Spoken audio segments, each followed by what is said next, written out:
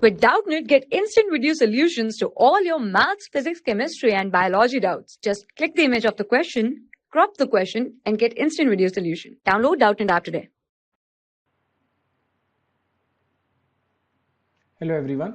A ball of mass m is released from the top of a smooth movable wedge of mass m. When the ball collides with the floor, the velocity is v. Then the maximum height attained by the ball after an elastic collision with the floor is.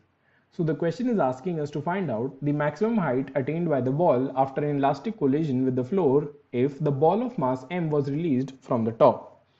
Let u be the velocity of the ball with respect to wedge when it reaches the floor. Therefore, the x component of the velocity of the ball with respect to the ground will be v minus u by root 2, and it will be towards right. Therefore, by momentum conservation, we can write that 0, which is the initial momentum of the ball, is equals to mv plus m into v minus u by root 2.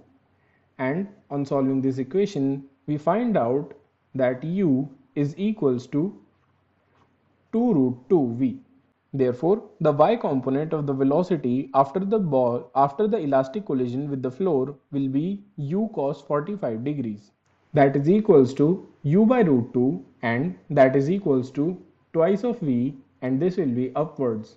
Therefore, the maximum height reached can be calculating by using equation of motion, which is u squared minus 2as is equals to v squared, and for maximum height v will be equals to 0 and u squared is equals to 2v. Therefore, this implies that s is equals to 2v squared divided by 2g, and therefore on this calculation we can say that the maximum height is equals to 2v squared divided by g, and the answer is option A. Thank you. For class 6 to 12, IIT JEE and NEET level. Trusted by more than 5 crore students. Download Doubtnut app today.